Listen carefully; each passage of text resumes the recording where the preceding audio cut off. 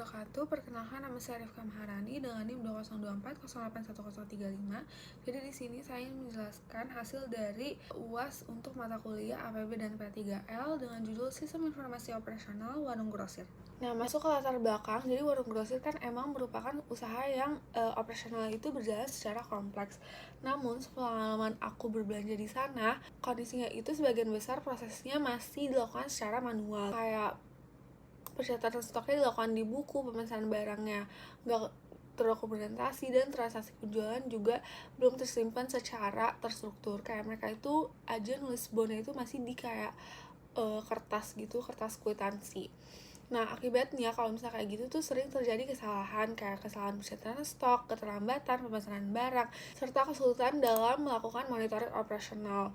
Nah, dari permasalahan itu kita merancang sistem informasi operasional warung grosir yang semoga bisa membantu proses operasional menjadi lebih terorganisir, terintegrasi, dan juga terdokumentasi dengan baik. Untuk ruang lingkupnya, proyek ini difokuskan pada pengelolaan data barang, pengelolaan stok barang, purchase order atau pemesanan kepada supplier, terus penerimaan dan return barang, serta transaksi penjualan. Sedangkan tujuan dari pengembangan sistem ini itu untuk membantu proses penyediaan operasional warung grosir agar lebih efektif, mengurangi kesalahan pencatatan, serta mempermudah pengambilan keputusan terkait pengelolaan stok barang. Nah, masuk ke bab 2, pada bab ini tuh kita melakukan analisis terhadap proses bisnis yang berjalan dan merancang proses bisnis yang baru. Di sini ada deskripsi proses bisnis baru. Pada proses bisnis yang lama, staf hanya melakukan pengecekan stok harga manual. Ketika stoknya barang menipis, informasi biasanya disampaikan secara lisan aja kepada manajer. Nah, proses pemesanan kepada supplier juga tidak terdokumentasi dengan baik, sehingga sulit dilakukan pelacakan terhadap status pesanan. Selain itu, proses penerimaan barang dan transaksi penjualan juga masih dilakukan secara manual. Kan pada proses bisnis yang baru, seluruh aktivitas operasional didukung oleh sistem informasi. Nah, di sini ada BPMN. Jadi BPMN itu dibuat untuk menggambarkan proses operasional warung grosir. Nah, pada BPMN ini terdapat 3 pihak atau 3 aktor yang terlibat, yaitu staff, manajer, dan supplier. Nah, alurnya itu dimulai ketika staff cek stok barang, dia itu bisa ngelihat mana barang yang udah stoknya menipis atau bahkan udah habis. Nah, kalau misalnya barangnya udah habis, dia akan melaporkan stoknya ke manajer, tapi kalau misalnya enggak ya dia lanjut operasional. Nah, tadi setelah manajer nerima, dia akan membuat PO dan supplier akan menerima PO-nya. Setelah itu, supplier itu bisa memilih, bisa menolak atau confirm. Nah, di sini kalau misalnya dia confirm, dia akan menyiapkan pesanan dan mengirim pesanannya ke warung. Setelah itu akan diperiksa pesanannya. Kalau misalnya udah sesuai, dia akan otomatis bertambah update stok. Tapi kalau misalnya nggak sesuai, dia harus bisa membuat return dan menerima barang return. Terus mengirim barang return dan si warungnya akan nerima si barang return tadi. Terus pesanannya kalau udah sesuai ya dia otomatis bertambah seperti tadi. Nah, di sini ada alur ketika pembeli datang ke warung, itu si manajer itu menginput transaksi pembeliannya, terus dia stoknya akan otomatis berkurang dan staf akan bantu untuk menyiapkan pesanan pembeli dan menyerahkan pesanannya kepada pembeli. Jika dibandingkan dengan proses bisnis lama, proses bisnis yang baru ini memiliki beberapa keunggulan. Seluruh aktivitas terdokumentasi dengan baik, status pemesanan dapat dipantau, stok barang selalu terbaru secara otomatis, dan proses komunikasi dengan supplier menjadi lebih mudah karena adanya portal supplier yang tersedia. Nah, masuk ke bab 3, jadi ini tentang perancangan sistem. Nah, aplikasi yang dirancang itu merupakan sistem informasi operasional warung grosir yang digunakan untuk membantu pengelolaan aktivitas operasional warung secara terintegrasi. Jadi ini tuh hanya untuk internal warung aja. Nah, sistem ini memiliki 3 pihak utama yang terlibat, yaitu manajer, staff, dan juga supplier. Nah, supplier itu merupakan aktor dari luar ya. Jadi, manajer itu punya akses untuk mengolah data barang, membuat purchase order, mencatat penerimaan dan penerimaan return barang, serta mengelola transaksi penjualan. Nah, staff ini bertugas untuk memantau stok barang dan membuat laporan stok menipis atau habis. Sedangkan supplier ini menggunakan portal supplier, jadi kita buat portal supplier di luar login-nya untuk menerima purchase order, melakukan konfirmasi pemesanan, menerima informasi return, dan juga mengirim barang pengganti dari return-nya tadi. Nah, pada use case diagram terdapat 4 use case utama. Kita langsung masuk ke spesifikasi aja. Pada use case pertama ini yaitu mengolah data barang. Di sini aktornya hanya manajer. Jadi si manajer ini dapat menambah, mengubah maupun menghapus data barang. Nah, sistem akan melakukan validasi data sebelum menyimpan perubahannya ke database.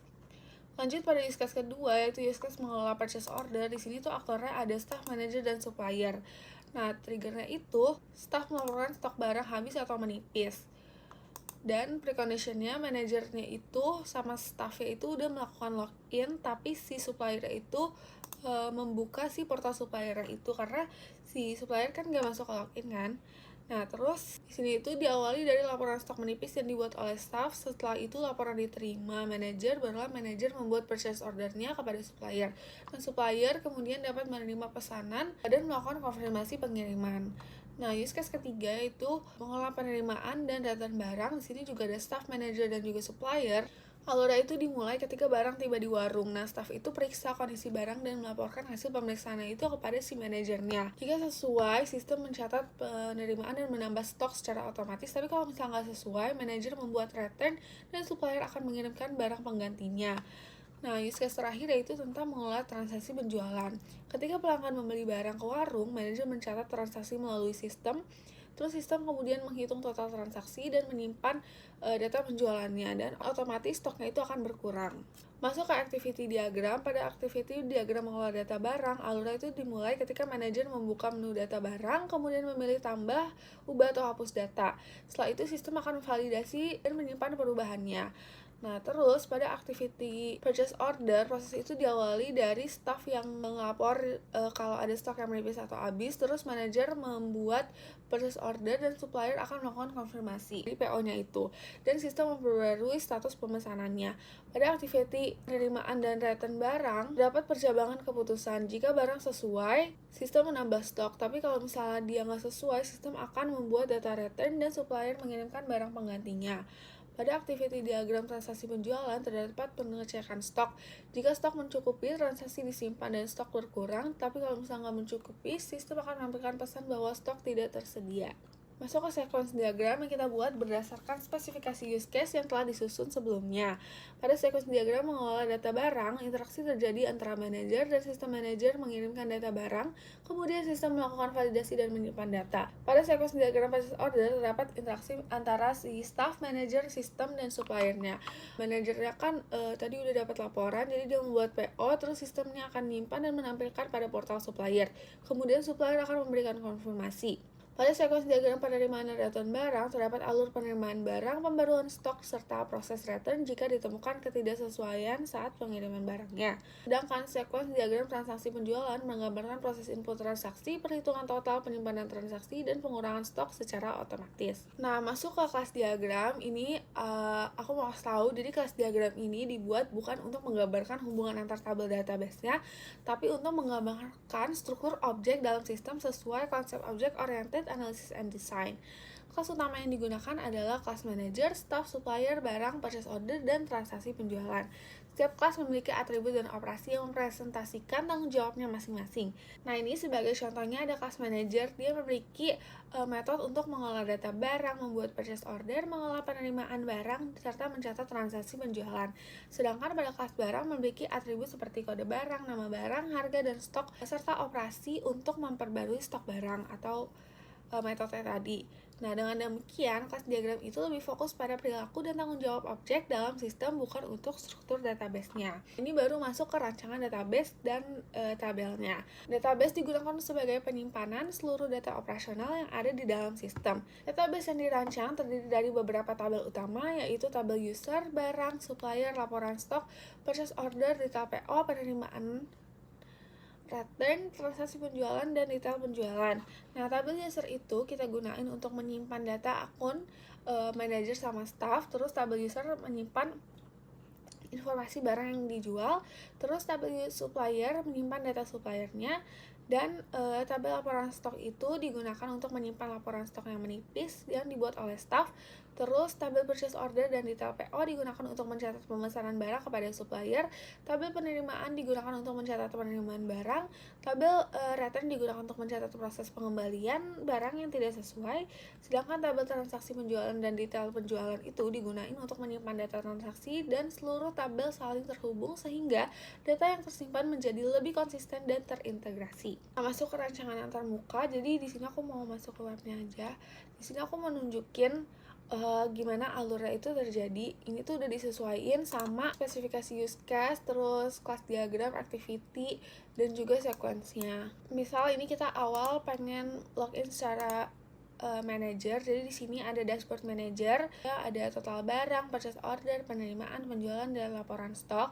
Nah, misalnya di sini kita mau nambahin barang yang mau kita jual. Di sini bisa tulis nama barangnya, terus set harganya, dan juga stoknya ada berapa di warung.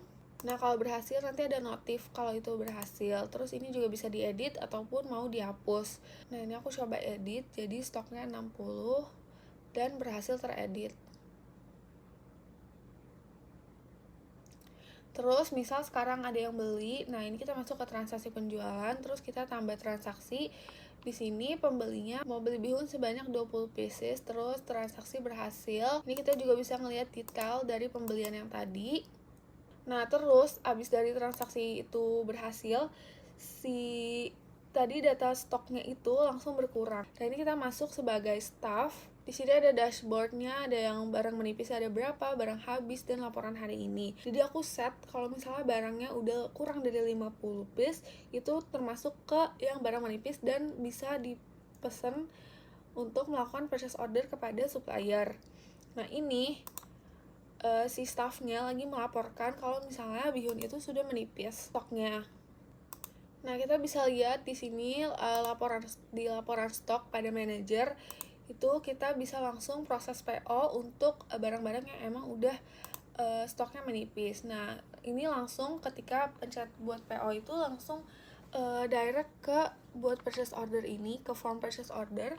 Dan ini langsung default, kayak tadi kan kita pilihnya bihun. Nah, ini barangnya itu langsung ke bihun ini. Nah, terus kita tinggal pilih suppliernya dan pilih jumlahnya mau berapa yang dibeli. Nah, tadi yang aku bilang kalau misalnya emang web ini dirancang untuk internal doang, jadi supplier kita taruh di luar login, tapi di portal supplier ini kita bisa lihat ada menu purchase order dan return barang. Tadi kita udah buat PO, jadi ini masuk ke data suppliernya. Di sini kita bisa terima PO-nya dan bisa misal udah disiapin, terus konfirmasi pengiriman, dan itu statusnya bisa dilihat di manager. Misal di sini udah melakukan udah diterima barangnya, di sini kita bisa lihat detail dari PO yang itu. Nah, misal di sini aku buat ternyata pesanannya nggak sesuai karena ini kirim kurang, berarti itu langsung masuk ke proses return dan ini bisa ngisi langsung form returnnya. Terus masuk lagi ke portal supplier ke menu return. Di sini bisa kirim pengganti dari si returnnya tadi. Terus masuk lagi ke manager dan itu akan masuk lagi ke penerimaan barang.